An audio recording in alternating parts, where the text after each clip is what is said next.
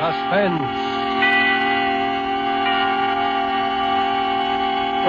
Tonight, Roma Wines bring you Mr. Joseph Cotton as star of The Earth is Made of Glass, a suspense play produced, edited, and directed for Roma Wines by William Spear. Suspense, radio's outstanding theater of thrills, is presented for your enjoyment by Roma Wines. That's R-O-M-A, Roma Wines. Those excellent California wines that can add so much pleasantness to the way you live, to your happiness in entertaining guests, to your enjoyment of everyday meals. Yes, right now a glassful would be very pleasant, as Roma Wines bring you Mr. Joseph Cotton in a remarkable tale of Suspense.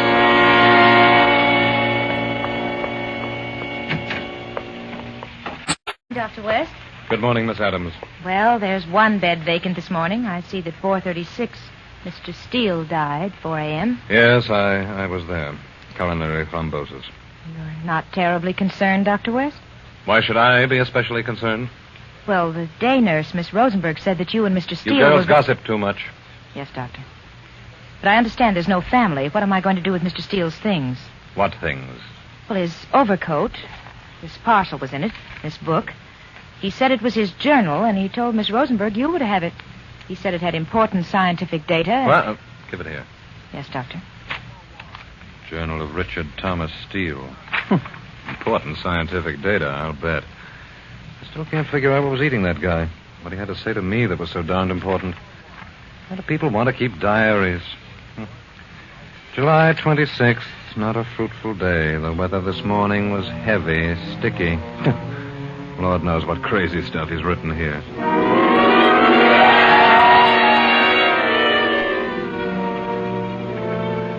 July 26th, not a fruitful day. The weather this morning was heavy, sticky. I stayed indoors with the blinds drawn, spent 3.5 hours arranging and cataloging a shipment of books. And I must say I gloated over my new volume of Bacon, Gold Leaf, Uncut, 1836, a treasure. In the afternoon, I ventured out to play chess with Eliot. He's an uninspired player and a worse conversationalist. I'm appalled that a man of Eliot's pretensions still wallows in 18th and 19th century thought patterns, twaddle and sentimentality. He's totally unaware of the potentialities of modern science. It was so apparent to me when we got into that argument over Ralph Waldo Emerson.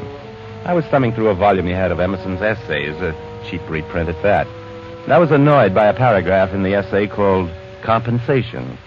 I must have snorted because Eliot fairly leaped at me. Well, certainly, I think there's compensation for everything.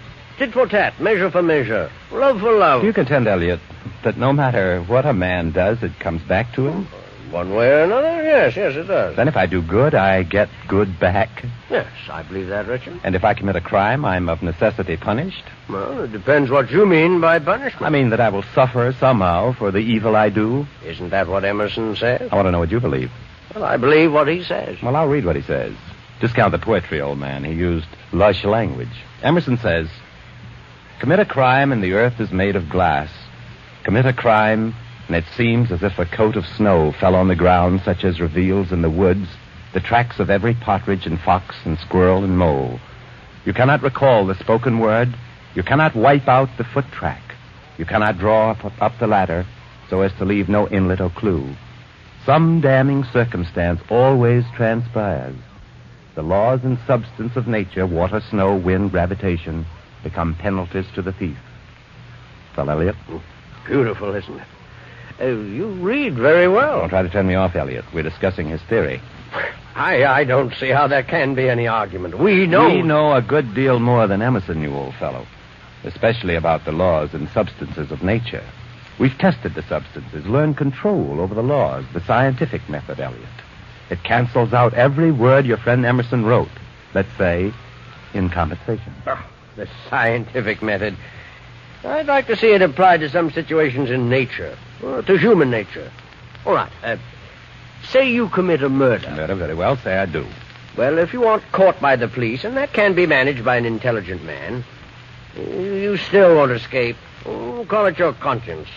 That's what Emerson means. But say I commit a laboratory murder. What kind of a murder is that? Let me put it this way. When the police catch a murderer, they have found a connection between the murderer and his victim. Motive and clues, right? When a murderer is caught by his conscience, it is still because he is connected with his victim through his emotions. I agree so far. Well, how is a murderer caught if he is in no way connected with his victim? Well, that's not possible. I don't know. There could be a pure abstract murder, a murder occurring in almost a vacuum, a murder in which the only connection between the two participants is the unadulterated act of killing.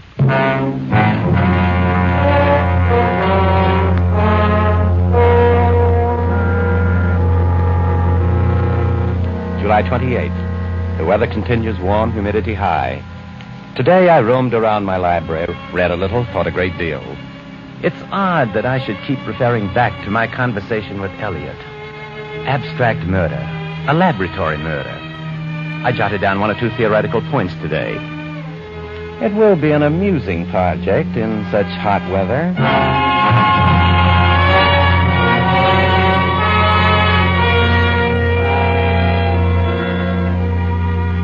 July 29th. What utter nonsense to think as I have of a laboratory experiment carried out in writing on paper. It's a contradiction in terms. The core of the scientific method is to prove theory in life, so let us prove the possibility of a pure murder. It must be someone met in an emotional and material vacuum. Someone with whom I have no connection, someone whom I have no possible reason to kill. The preparations for such a murder are of necessity classically simple. This afternoon I bought my equipment. Gloves, sir? What kind of gloves? Oh, any kind of glove. But what do you want them for? Driving? Gardening? I want gloves I can use for anything. Well, we call these utility gloves. Yes, those will be excellent, thank you. What size, sir? Any size, medium. Well, now, these look just No, about... I don't want to try them on. I'll take them as they are. Just wrap them up. Oh, yes, sir. Just as you... You know, I'm very fond of a genuine old-fashioned hardware store, Mr. Jeremy, like yours. Yes, a lot of people tell me that, Mr. Steele. Yeah. Anything special you're looking for? I don't know. I suppose I'm just browsing. Yes, sir. Oh, what are those? Ice picks? Yes, sir, and pre-war metal, too. You want one? No, I have one. My, quite a selection. Screwdrivers and... Oh, there's something I want. Oh, a knife? One of those. Well, to be fair with you now, those are pretty poor knives. Doesn't matter. Well, just no darn good as far as I can see. The best possible recommendation, Mr. Jeremy. I'll take it.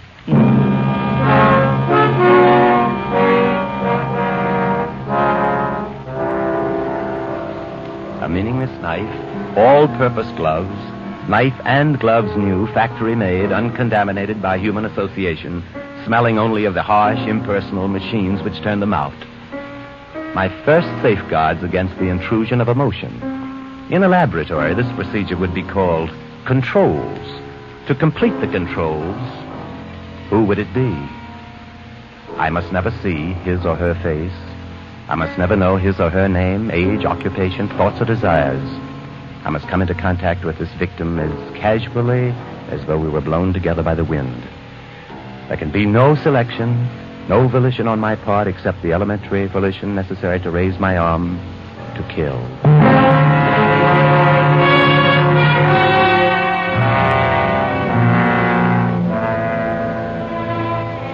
July 30th. The exact record of what has occurred. I must write it down now while it is fresh in my mind. I will be absolutely precise and objective. Very well. Tonight, at some undetermined hour after dinner, I left my house on 74th Street with the new gloves and knife in my right-hand coat pocket. The only external circumstance I noted was that the air was hot, heavy, and still. But after all, everyone is affected equally by weather, so my consciousness of it was no limitation on my experiment. I walked an undetermined number of blocks, taking care to observe no street signs or landmarks. I observed only one thing, that there were many people on the street. In fact, I became aware only vaguely that I was pushing through a rather dense crowd, but I deafened myself completely to any specific words or conversation. Brilliant recording. Brilliant. And although I imagine there was traffic passing in the street, I successfully blotted out all sound except for a dull roar. It seemed to me that the ominous heat had increased. The stillness of the air was almost palpable. Perhaps it brought me sooner to the final resolution of my plan. But when I found my progress through the crowd blocked by what I can only describe as a human, I raised my knife and drove it into the back with all my force. I can't stand it. I can't. What's the matter? I continued walking without haste, pausing only a fraction of a second to hear. He's fallen. Get back. Give him air. Give him air. To hear those few words, he's fallen. Give him air. He needed no air, I knew that. And thus, I heard confirmed my unqualified belief that I had taken without any possible consequence to myself a human being's life.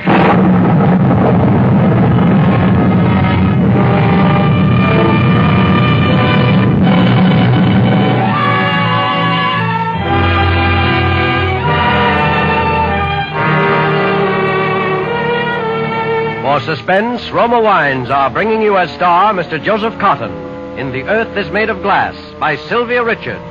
Roma Wines' presentation tonight in radio's outstanding theater of thrills, Suspense.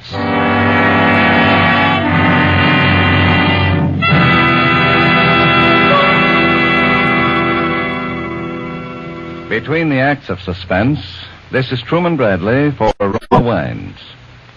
First call to my dinners, says Miss Elsa Maxwell, is Roma California Sherry. For this delicious wine is a perfect beginning to a good meal. In fact, this famous hostess goes on to say, Roma Sherry is an ideal wine because you can enjoy it any time of day or night. Golden amber with a rich nut-like taste. Glorious Roma Sherry is at its most delightful best served cool. Roma Sherry, like all the famous Roma wines, is made from carefully selected grapes from California's choicest vineyards. Grapes gathered at the peak of their flavor goodness, when every grape is hanging firm and full on the vine. Then quickly, but gently pressed. Finally, by a process as slow and as old as time, brought to delicious liquid perfection by Roma's skilled vintners. Yes, all Roma wines are true wines, always unvaryingly good, bottled at Roma's own famed wineries. Enjoy Roma wines regularly for only pennies a glass. Remember, because of uniformly fine quality at reasonable cost, more Americans enjoy Roma than any other wine. Always ask for Roma, R-O-M-A, Roma wines. And now Roma Wines bring back to our Hollywood soundstage Joseph Cotton as Richard Thomas Steele in The Earth is Made of Glass, a play well calculated to keep you in suspense.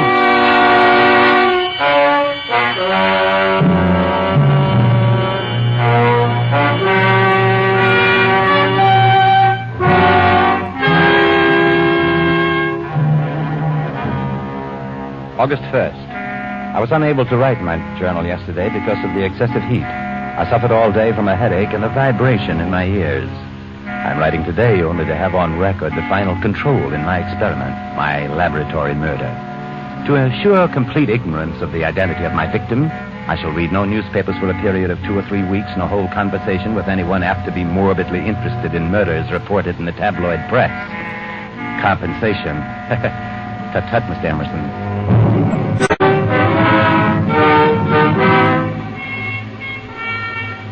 August 4th. The heat is unbearable. All day I have felt that odd, heavy vibration in my head. Now also in my arms and body.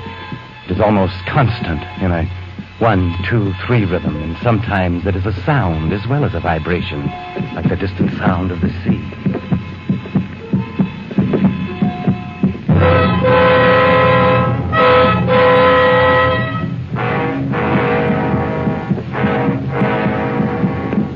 I must consult a doctor.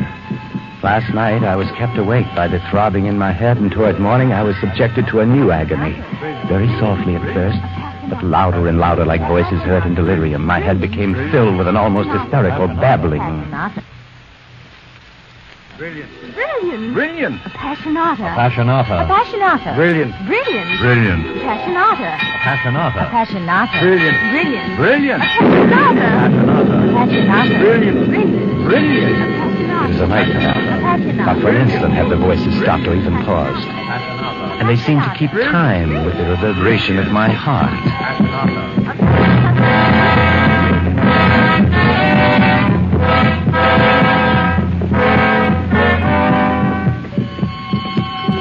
August 8th. I have no need to consult a doctor. Now I know the nature of my illness. Last night I turned to music, trying to drive the unspeakable uproar from my brain. But when I put the records on the machine, the Frank violin sonata, and settled back to hear the first flowing melody of the violin, something happened. The music swelled and changed and became the Appassionata, Beethoven's Appassionata. Brilliant. Then I knew. I turned off the music. The devilish cycle began once more. The sound and voices rose to a bedlam, shrieking like the voices of fiends, rose to a dreadful climax. Brilliant. In spite of every precaution, my murder had not taken place in a vacuum. My shield had been pierced by those fragments of sound and speech echoing in my ears. Speech about a concert. Yes, I remember now. I read that Schnabel was to play an all-Beethoven concert in Carnegie Hall July 30th. And the clanging of bells, that was the trolley going by on 7th Avenue. And I'd also heard and identified the roll and crash of summer thunder. That was the sound which preceded and punctuated a woman's scream. I can't stand it. I can't. He's falling. Get back. What's the matter? Get back. Well, it may be possible to drive all this away in time. But the other thing which sets the rhythm for the rest, the pulsing sound I hear. When I drove that knife home into a human being's heart, the vital rhythm of the heart, the mighty leap and contraction of the heart's muscle on the blade of the knife was transmitted back to me through my hand and remains indelibly recorded in the beat of my own blood.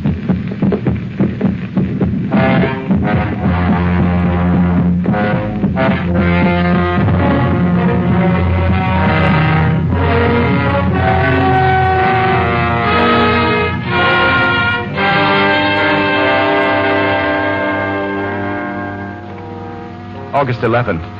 While I am still able to reason, I must discover where I erred and act swiftly to correct my error. There is no turning back. The death I caused is a fact. I cannot banish it by wishing, for each day I remember something more. Today, the color of his hair. Photographed between the black collar of his coat and his gray hat, I saw it, clipped, silky, reddish, and I had an insatiable desire to turn the head to see his face. There is one course left to me. I will reverse my plan. I will learn in every possible detail the person whom I killed. Learn to know him, construct a total portrait. Then, I will attempt to discard this portrait in its entirety. I beg your pardon, miss. Where are the newspaper files? I'll have to get them for you. What dates did you want to see? The week of July 30th. Which paper? The Times. I'll start with that. Just a moment. I want them for the whole week. Yes, well, here are all the copies for July, bound. And these loose ones are August. Thank you. They must not be taken out of the reading room. The reading room is to your right. Will you need them long? It may take me some time. I don't know. I'm doing some rather intensive research. Return them to the desk when you're through. I opened the bound volume near the end and immediately saw his picture, page 1, center. The photograph was blurred, but without reading a word, I recognized him because he matched his hair. I mean, his face went with the back of his head, the one who I had seen. The hair growing to a slight widow's peak, eyes widely spaced, gray or very light blue, mouth wide, young and strong. Then I read the words above the picture. Young man slain in crowd. That was all I read because at a moment someone spoke to me. Pardon me. When you're finished with that volume, may I look at it? It was impossible. It couldn't be. Standing at my shoulder, smiling, young, apparently as alive as I, but it was. He was there, he, my victim. The face in the paper in his face were the same. I swear they were the same. I'm sorry to bother you. The girl at the desk said you had the July volume of the Times. Yes, I was sorry. Did I startle you? Your picture. I'm looking at your picture. My picture? Well, you mean in the paper? I don't see any picture.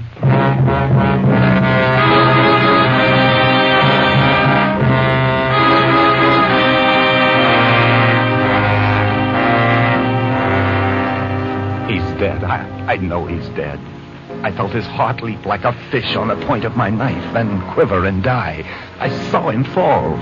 I must believe that he is truly dead. And the dead neither walk nor speak. But today on Fifth Avenue... Hello. What? What's wrong? Are you ill? No, I'm all right. You looked like you were about to faint. You're still green. Are you sure? I'm all right. Because I live right near here if you want to lie down. No, please. Well, it's up to you. I can't make you come, but I don't like to see anyone suffer needlessly.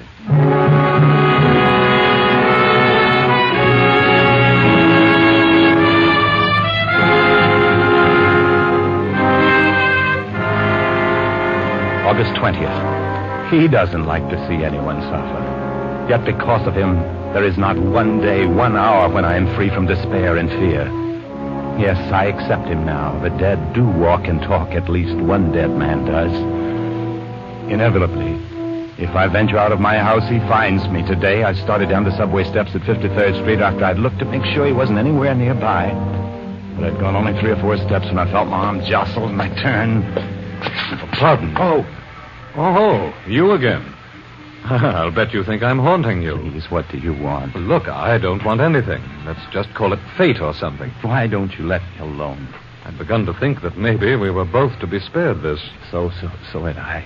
If I were superstitious, I'd say we had some unfinished business. Please, will you tell me something? Will you answer one question? Do you believe in compensation? You'll have to explain what you mean. If someone does evil, if I have done evil, must I get evil back? Well, say it again. Do you believe in good for good, evil for evil? Look, what about killing? Well, there's all sorts of killing. But senseless killing. Killing with no reason. What is the compensation for that? You've asked a pretty complicated question of a pretty simple man. The only thing that comes to my mind right off is what it says in the Bible. An eye for an eye, and a tooth for a tooth. That's what you believe? Why, yes, I believe that. Is that any help to you? Yes. Oh, yes. Anything you say would help.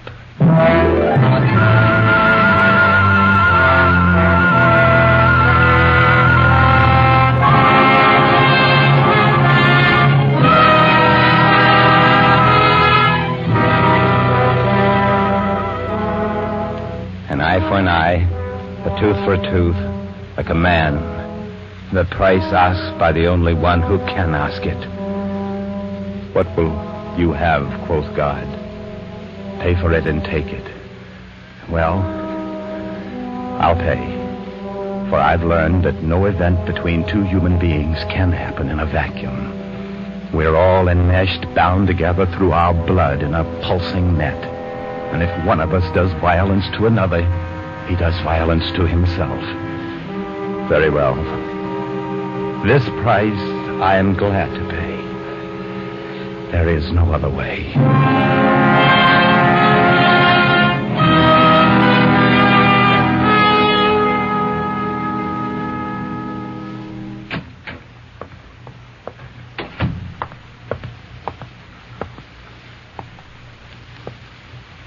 Hello.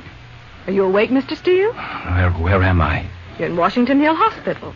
How do you feel? Hospital, but I mustn't. I have to die. Not if we can keep you from it. I have to. Did I bleed much? Bleed? From the knife. You had a heart attack, Mr. Steele. Coronary. No, I tell you here, I stabbed myself here. Where's the doctor? Lie down, Mr. Steele. The doctor will be here in a minute. I have to make him understand. I promised to die. You promised? Oh, here's the doctor now. Yes, but you. Of course, you. Well, Mr. Steele. I tried to tell her. I tried to tell her that I have to die. Call another doctor for this patient, nurse. But, Doctor... You tell her. The earth is made of glass. That if I don't die, you'll always find me. I know that. But tell her. Tell her the evil thing I have done so she'll let me die. Dr. West, his pulse. Emerson said it. I carry a malignity in me. But when I die, I make square the eternal account. Make square the eternal account.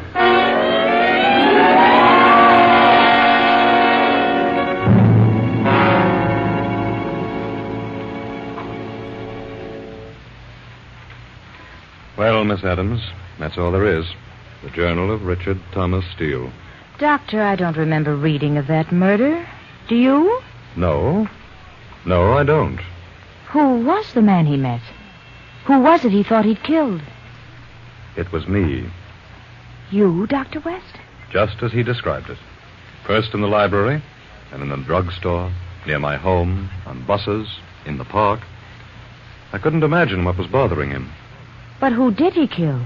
Really? I don't know. But I have an idea. Where's the package you found in his coat? Right here. Shall I open it? Yes, go on. Huh. You see? The gloves. And the knife. And they've never been used. Then he never killed anyone. No. Richard Steele never drove a knife into a living back. But in his way, he killed.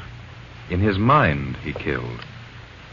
I guess old Emerson would say even for that kind of crime, there's compensation. Commit a crime, and the earth is made of glass.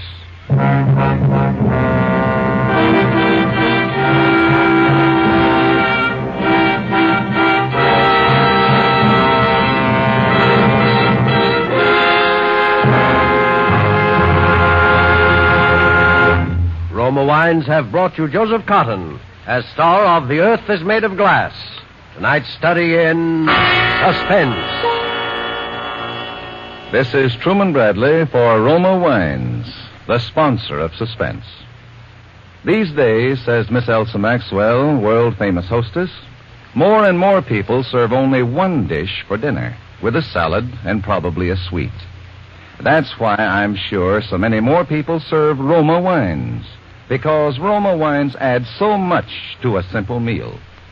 With a savory pot roast, for example, I recommend glasses of good Roma, California Burgundy, served cool. Now, that's a good suggestion from Elsa Maxwell, for Roma Burgundy is a handsome wine with a good, warm heart. Try it and discover how happily its tart piquancy goes with meats. And if you enjoy cocktails before dinner, you'll make better cocktails with Roma's full-flavored vermouth, sweet or dry, made and bottled in the heart of California's famous vineyards, yet surprisingly low-priced.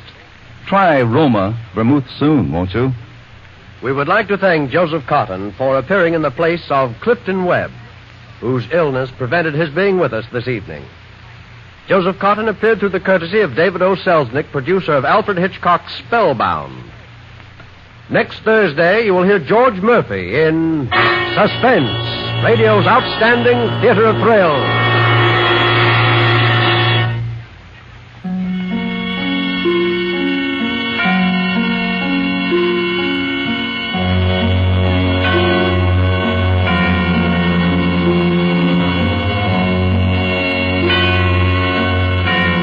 This is CBS, the Columbia Broadcasting System.